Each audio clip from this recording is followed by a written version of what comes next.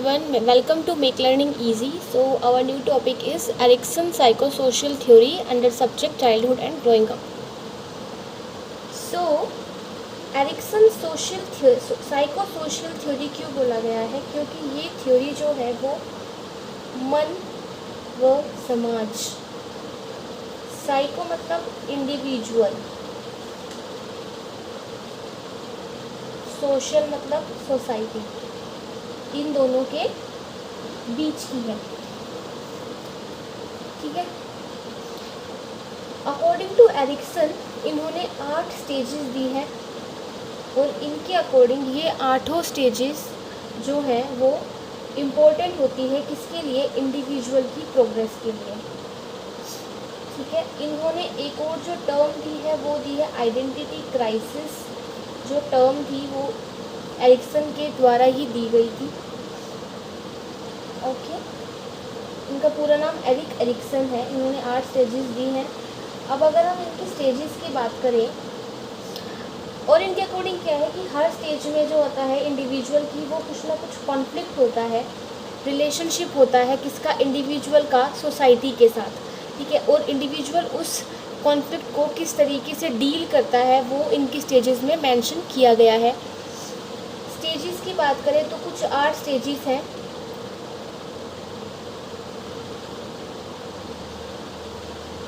इससे हम इसको याद रख सकते हैं TAI, I 4 टाइम्स है तो 4 एंड G एंड E, ये 8 है। TA 2, 4I 6, 7 and 8। ठीक है। तो पहली स्टेज के ऊपर अगर हम चले तो पहली स्टेज होती है इनकी, T से था तो ट्रस्ट वर्सेस मिसट्रस्ट। ये जो होती है ये होती है इन्फेंसी के अंदर, इन्फेंट जो बच्चे होते हैं उनके अंदर, और या फिर जिनको हम 12 से 18 महीने तक के बच्चे काउंट करते हैं उनके अंदर कौन सी स्टेज है एरिक्सन के अकॉर्डिंग? Trust versus mistrust. ठीक है। इसमें होता क्या है, एक्टिविटी क्या की जाएगी? 2 हमें पढ़ना है, एक्टिविटी और उसका रिजल्ट या फिर उसका वर्च्यू क्या होगा। तो अगर हम बच्चे को प्रॉपर वार्मथ देंगे, ठीक है, केयर देंगे, अफेक्शन देंगे, तो बच्चे को क्या होगा? हम पे ट्रस्ट होगा।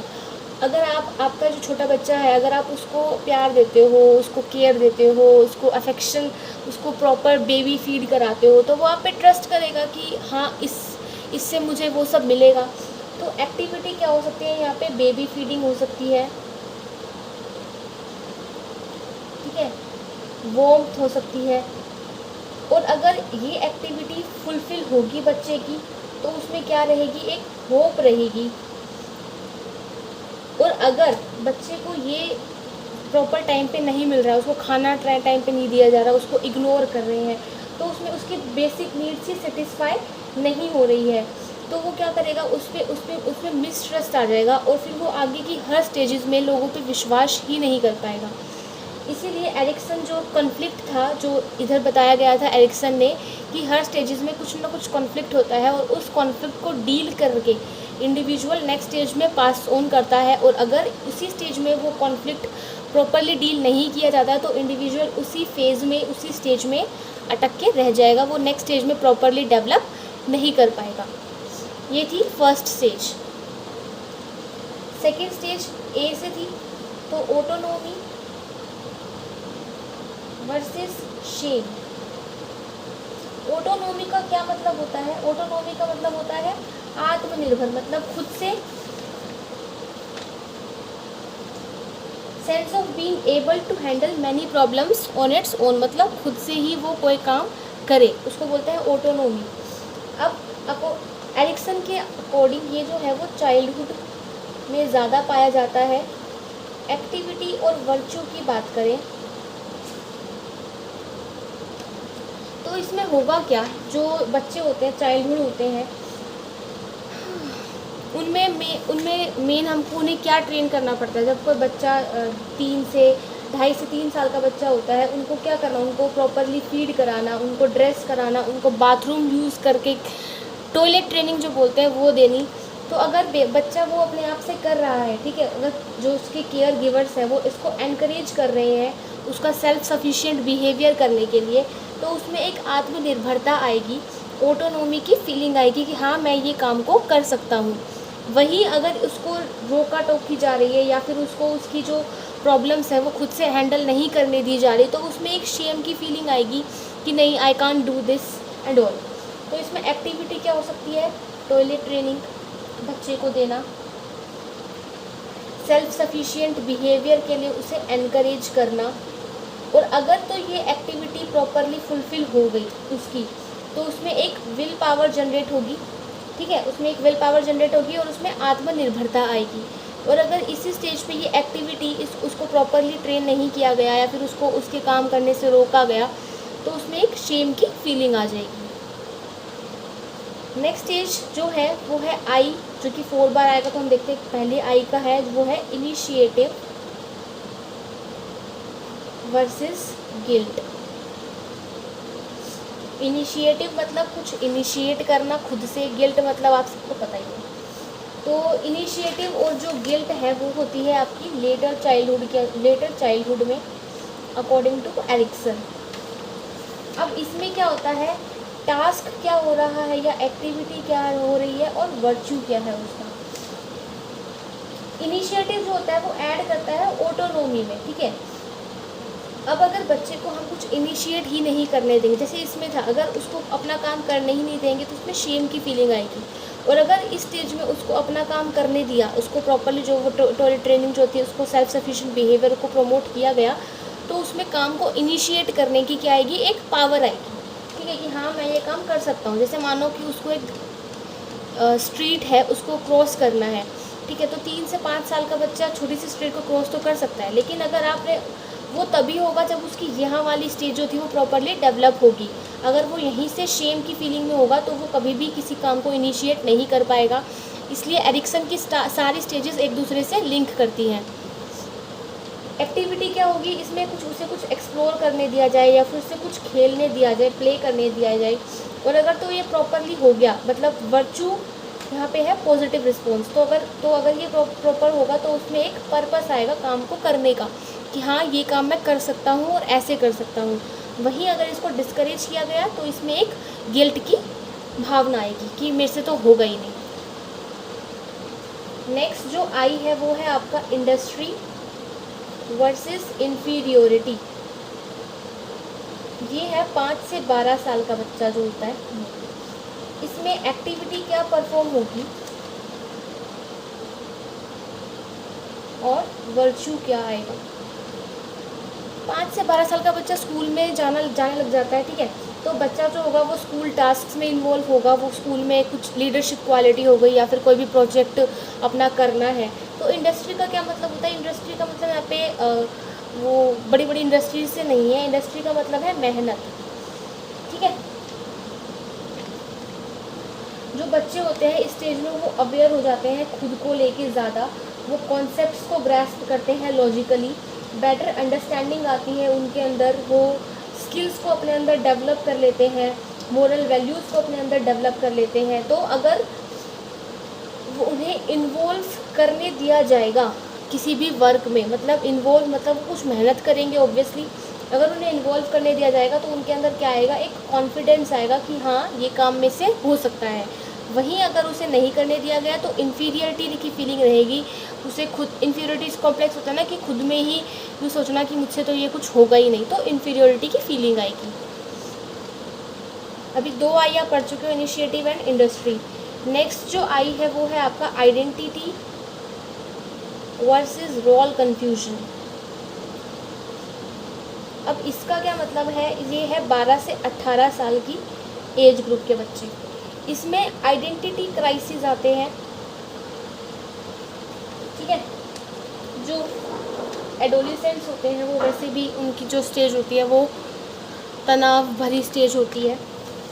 तो यहाँ पे क्या करेगा, अगर इसकी एक्टिविटी क्या है और इसका वर्च्यू क्या है, तो एक्टिविटी क्या होगी यहाँ पे, सोशल रिलेशंस बनाएगा, वो दोस्तों के साथ घुलेगा मिलेगा, तो उसे अपनी एक आइडेंटिटी पता चलेगी।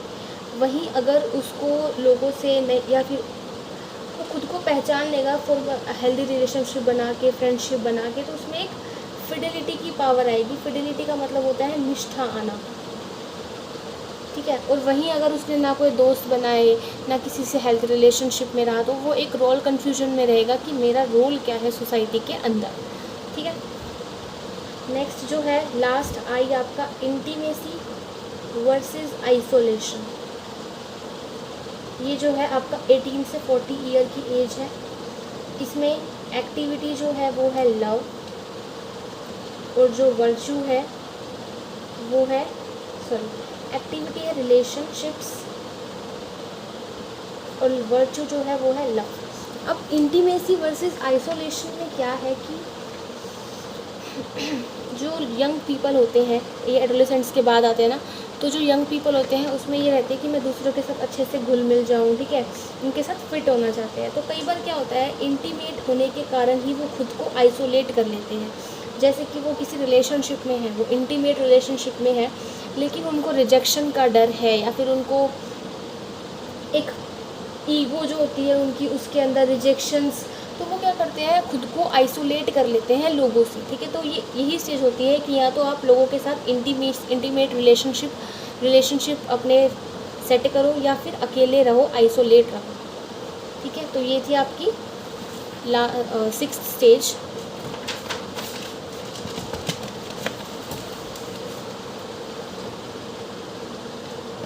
जो 7th स्टेज है वो है आपकी जनरेटिविटी वर्सेस स्टेग्नेशन, जो कि 40 से 65 ईयर के बीच में आती है। इसमें एक्टिविटी क्या है, वर्क एंड पेरेंटहुड, और वर्च्यू क्या है, केयर।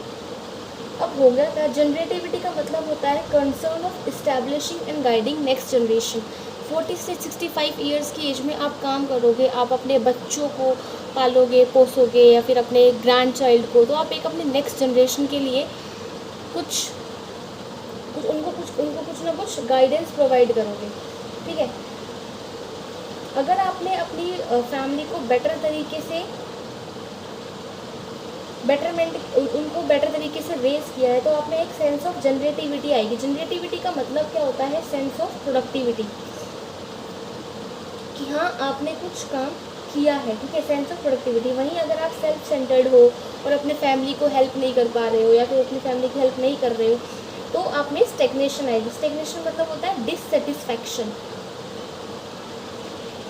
ठीक है, डिससेटिस्फैक्शन आएगी। अगर आपने प्रॉपर अपने बच्चों की केयर की है, ठीक है, जो आपका वर्क और पेरेंटहुड है, अगर वो पॉजिटिवली गया है और आपने अच्छे से केयर की है, तो आपको जनरेटिविटी की फीलिंग आएगी। वहीं अगर आप इसमें कहीं चूक गए हो, तो आप में स्टेग्नेशन की फीलिंग आएगी। Last stage is ego integrity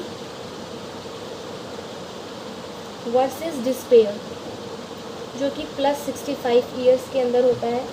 इसमें एक्टिविटी क्या परफॉर्म करते हैं, इसमें होता है रिफ्लेक्शन ऑन लाइफ, और जो वर्च्यू आता है वो वर्च्यू क्या होगा, विजडम। अब देखो, जैसे जैसे कोई इंसान बूढ़ा होता है, तो वो सीनियर सिटीजन जो होता है वो अपनी प्रोडक्टिविटी को तो लो करेगा।